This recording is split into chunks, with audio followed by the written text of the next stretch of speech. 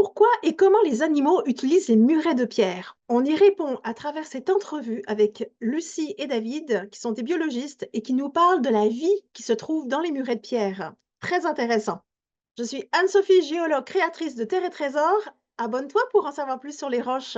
Vous pensez à quels animaux, quelles espèces en fait particulièrement quand on parle de vie dans les murets de pierre? Plein. Ah, plein, ouais. Les murets, vraie construction, on va dire, humaine qui sont extrêmement utilisées par beaucoup d'animaux, Oui? donc principalement de petite taille, hein, quand même. Ça peut être des obstacles pour ceux de grande taille, mais Mm. en fonction de la taille du muret. Après, principalement, je vais penser aux mammifères, plus principalement les micro-mammifères, donc enfin, souris, rats, campagnols, mulots, L'hérault, l'hérault, les loir. léopards, le loir en France. Ces petits micro-mammifères-là qui peuvent utiliser en fait les murets pour y faire leur nid, etc. C'est des cavités qu'ils utilisent pour se cacher et se reproduire et avoir leur petit nid à cet endroit. Il y a beaucoup, beaucoup aussi d'insectes en fait qui vont Mm. utiliser d'insectes et d'invertébrés en général, Ouais. que ce soit les mille pattes, les araignées, les scorpions, tout ça, qui dans la nature sans muret affectionnent déjà beaucoup se cacher sous les pierres. Et bon, bah, un muret, c'est un empilement de pierres, donc c'est magnifique pour eux.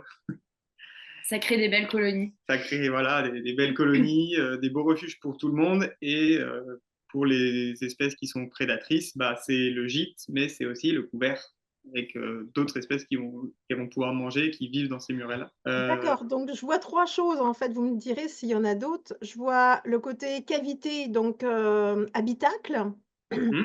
le côté protection parce que, ça les ils sont cachés en fait. Le côté chaleur aussi, la chaleur qu'apportent les pierres. Ouais, Pierre. avec le soleil, quand c'est bien ensoleillé, ouais, tout à fait. Puis le 4e, c'est qu'ils ont à la fois de la nourriture qui se présente aussi dans ces cavités-là. Il y a un regroupement au niveau des cavités, donc ça fait beaucoup de nourriture au même endroit. Il y a les serpents, du coup, qui viennent Il y a se aussi, bah, servir dans dans ces zones-là. bah oui, oui, on peut rajouter effectivement tout ce qui va être reptile, donc tout ce qui va être lézard, serpent. Ça peut même servir aux jeunes tortues quand elles sont encore assez petites pour Mm. passer dans les failles.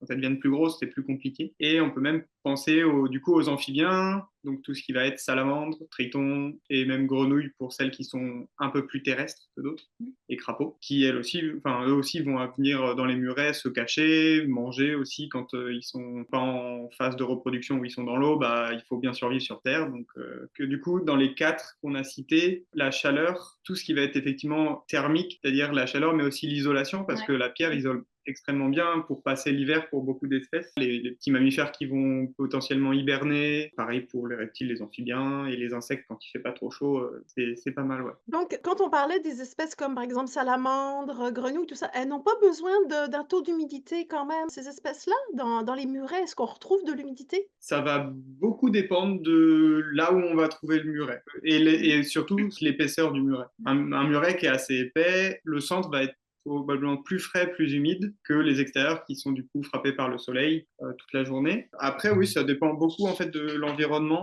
Nous, je sais qu'en France, on a énormément de murets dans le sud où là, ça va être très sec, mais en fait, on le voit avec les anciennes constructions plus dans le nord où il y avait des murets pour délimiter les jardins et où là, ça va être beaucoup plus humide. On va avoir beaucoup de plantes aussi, de mousses qui vont pousser, qui vont garder cette Garder humidité. l'humidité, ouais. Ouais, cette humidité. Des fois, on a sur des murets un peu plus grands, on va avoir du lierre qui va pousser, en fait, ce qui va faire un écran vraiment pour garder cette humidité-là. Ouais. Ça dépend vraiment de là où on les retrouve, de l'ensoleillement. Chaque espèce a ses besoins et en fonction de là où on se retrouve en France, on varie aussi les différentes espèces qui peuvent se retrouver dans les murets. Ça reste les mêmes taxons, mais à l'intérieur, on va avoir des espèces différentes. Là où on a des grenouilles, peut-être qu'on n'en aura pas sur un autre endroit en France. Enfin, c'est vraiment variable. Les espèces d'insectes vont varier, du coup, les espèces de mammifères aussi, les reptiles aussi, etc., etc. Et est-ce que ces animaux-là affectionnent plutôt des roches qui sont, faciles à détruire, donc où ils vont pouvoir eux-mêmes faire des terriers dedans?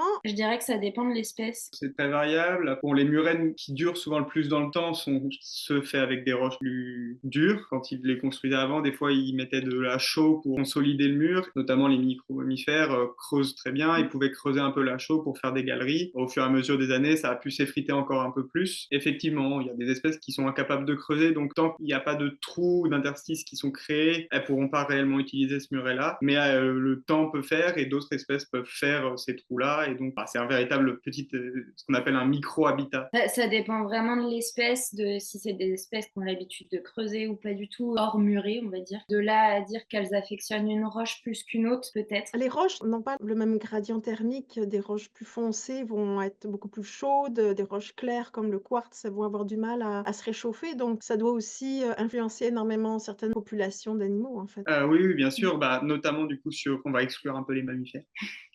Les espèces qui produisent pas leur propre chaleur, Mhm. comme les reptiles, les amphibiens et les insectes, effectivement, ça a beaucoup joué. C'est-à-dire que si on a un muret qui est fait d'une pierre très sombre, qui va beaucoup chauffer très vite et qui en plus est assez fin, en fait, ça va être vraiment un four dedans même.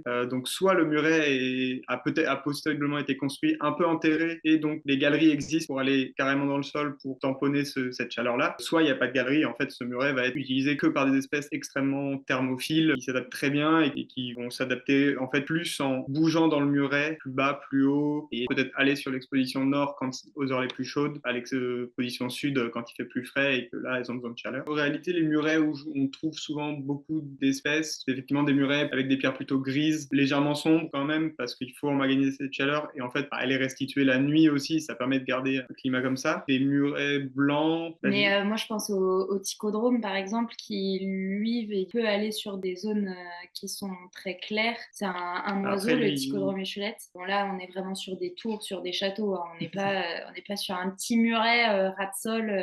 Mais pour le coup, lui, la couleur il va préférer quelque chose de plus clair. Enfin, du moins, c'est ce que supposer, vu qu'on le retrouve qu'à ces endroits-là.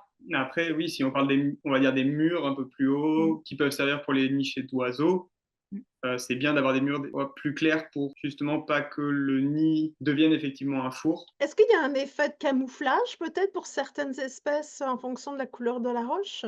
Oui, oui, ça c'est sûr. Beaucoup les insectes amphibiens, je pense à l'Alita coucheur, qui est une espèce en fait de crapaud qui affectionne particulièrement les milieux secs. Et le mâle porte les œufs en fait jusqu'à ce qu'ils soient prêts à éclore et après les largue dans souvent des milieux très temporaires, des grosses flaques, des choses comme ça. Et lui, en fait, il est gris. Lui, il y a clairement un camouflage qui peut être fait sur des milieux très rocailleux qu'il affectionne ou en restant immobile, il peut passer assez facilement aussi inaperçu. Beaucoup chez les reptiles, mine de rien, il y a quand même une variation des couleurs au sein d'une même espèce qu'on va pas retrouver chez les mammifères, par exemple. Enfin, il y a moins de variations. On peut avoir un pelage qui va être plus clair ou plus foncé, mais c'est très léger. Beaucoup de reptiles sont un peu inféodés à ces milieux un peu plus. Donc, effectivement, le milieu un peu plus chaud, c'est souvent des milieux un peu plus rocailleux. Donc, on est souvent sur des couleurs gris, marron, jusqu'au noir. L'exemple du laireau, et lui, il est vraiment noir et gris, quoi. Enfin, c'est les couleurs d'une roche sans souci avec effectivement quand ils se regroupent ça peut faire un effet de petits cailloux quoi OK, je vois. avec des poils. Donc à leur façon, ils sont camouflés, quoi. Oui. Clairement des habitats qui peuvent être à la fois très particuliers si on part sur des grosses roches, si on part vraiment sur les falaises, les choses comme ça, on a des espèces qui sont extrêmement adaptées à ces milieux-là d'une façon spectaculaire. On s'étonne, mais le moindre caillou, des fois dans la nature, à partir du moment où il est bien placé, entre guillemets, pour une espèce de 10 cm de diamètre, peut être en fait un refuge d'une espèce sans aucun souci. Moi, je fais beaucoup du coup d'inventaire sur les reptiles et les amphibiens, et c'est régulièrement que je soulève des cailloux pour regarder si je n'ai pas une espèce en dessous parce que des fois on est surpris voilà, il n'y a pas de cailloux sur 50 mètres à la ronde, c'est le seul bloc on va dire un peu rocheux, on le soulève et en dessous on a quelque chose parce que voilà, c'est le seul du coin. La roche de toute façon en règle générale ça offre un habitat pour les animaux, quelque chose d'assez simple on va dire pour eux d'accès. Après moi je pense à autre chose, c'est l'utilisation des outils, utiliser les roches comme des outils sur primato, ça. Là, c'est mon côté primato qui revient, mais même les loutres, elles utilisent des roches pour casser certains coquillages pour les manger, les loutres de mer. Et certains oiseaux, aussi. Le gypaète barbu, quand il a un os qui est beaucoup trop grand pour pouvoir l'avaler, il va aller le jeter sur quand même un caillou. Mmh. J'ai vu des primates utiliser des cailloux pour ouvrir des noix de coco, pour ouvrir Mmh. enfin, tout ce qu'ils pouvaient en fait. Et c'est une utilisation aussi, la roche qu'ils trouvent, ils peuvent l'utiliser comme outil de manière très simple, quoi. Donc c'est pas que un habitat, ça peut être un outil. Effectivement. À Oui, partir oui, du c'est moment où il y sûr. a une main qui est préhensile, Mmh. ils vont pouvoir utiliser facilement l'outil qu'ils ont à disposition, quoi. Ouais, tout à fait. En fait, il y a énormément C'est vrai que d'animaux qui utilisent des roches de toutes les manières possibles. Donc, il y a bah, différents types il y a de différents roches types de pour roches, différents habitats Mmh. mais c'est vrai que et pour la roche, différentes enfin, utilisations. la roche reste un grand habitat utilisé par les animaux, Mm. ça c'est sûr, et même par la flore Mm. en soi. Parce que certaines espèces ne poussent que sur des roches pour éviter une certaine compétition, et elles se sont adaptées à ne pousser que sur des roches, alors que plein de plantes ne peuvent pas. Ah oui, c'est vraiment particulier quand on voit, admettons, des framboisiers vont pousser directement sur une roche, hyper chaude, hyper sèche. Bah oui, oui, c'est Elles ont vraiment ça, hein. adapté le fait de faire pousser des racines beaucoup plus longues pour aller encore plus loin dans la terre pour trouver l'eau. Elles doivent accepter de ne pas recevoir des nutriments très rapidement,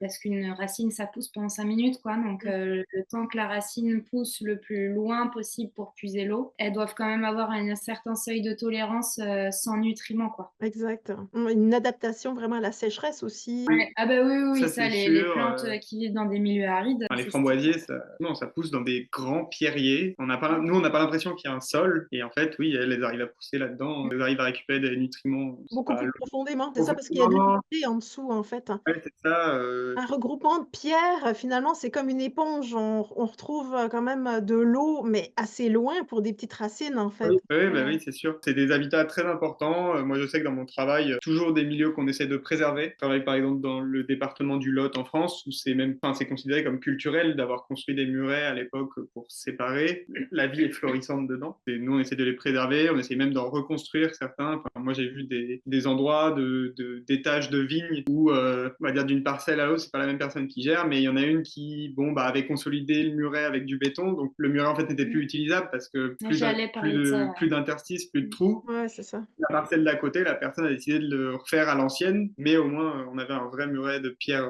sèche avec des trous partout. les séparations de maisons ou de lotissements, maintenant tout est comblé avec du béton. Enfin, il y en a quand même Mmh. très peu qu'on trouve. Mm. Dans les milieux urbains, en fait. Du coup, oui, ça abrite pas tant de faune que Bah, ça. bon, Oui. après, et on voit aussi quand même très vite que dès qu'il y a un trou, Un même tout dans petit un trou, petit ouais. trou, il y a de la vie qui vient s'y Ouais. installer tout de suite, quoi. Ou une araignée, un cloporte, quelque chose Mmh. comme Ouais. ça. Si c'est un peu plus gros, un lézard, une grenouille qui vient s'y mettre. Donc, il y a tout le temps plein d'espèces à l'affût de cavités dans les murets.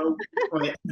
Bah, étant donné qu'on fragmente énormément l'habitat de toutes les espèces qu'on retrouve, ils ont besoin de trouver des zones Ils sont tout le temps faciles à l'affût, tout le temps en euh, train d'essayer de se cacher, en fait. cachées. Mmh. Exactement. Ouais. Ouais, ouais. Ah bah, Voilà. excellent, merci beaucoup Mais de Mais rien. pas de pour votre rien. partage d'expérience, c'était très intéressant. Merci d'avoir suivi la vidéo jusqu'à la fin et n'oublie pas de t'abonner si ce n'est pas déjà fait et à très bientôt pour un autre épisode minéral. Je m'appelle David, je suis écologue de métier. J'ai fait une formation en écologie du coup, de 5 ans, donc une licence en université, puis un master. Ensuite, j'ai fait un service civique dans une réserve pendant 8 mois, puis j'ai fait éco-garde dans un espace naturel sensible, et enfin actuellement je suis écologue en bureau d'études en environnement, où je fais du coup des inventaires de la faune. OK, Voilà. et à quel endroit spécifiquement en France? Mon service civique, je l'ai fait donc dans les Deux-Sèvres, département du coup de l'ouest de la France. J'ai fait éco-garde en Isère, donc dans les Alpes, là-haut. Et actuellement, je suis à Bordeaux. Enfin, nous sommes à Bordeaux, du coup. Mais j'ai fait aussi en Vienne, à Poitiers, pendant 2 ans là, avant d'atterrir à Bordeaux, mon poste d'écologue dans la même entreprise. J'ai juste muté en fait de ville. Et du coup, moi, c'est Lucie. J'ai un master aussi, pendant lequel j'ai travaillé plutôt sur les primates en Afrique. Après, j'ai fait un service civique également, mais en centre de soins pour la faune sauvage. Et j'ai été soigneuse animalière en centre de soins pour la faune sauvage pendant 3 ans. Et donc, c'est un métier où on récupère les animaux sauvages blessés, on les soigne et on les relâche dans leur milieu naturel. Et aujourd'hui, actuellement en recherche d'emploi dans l'environnement, mais toujours bénévole et une petite formation dans le droit en parallèle aussi, dans le droit animalier. J'ai été à Madagascar et au Gabon.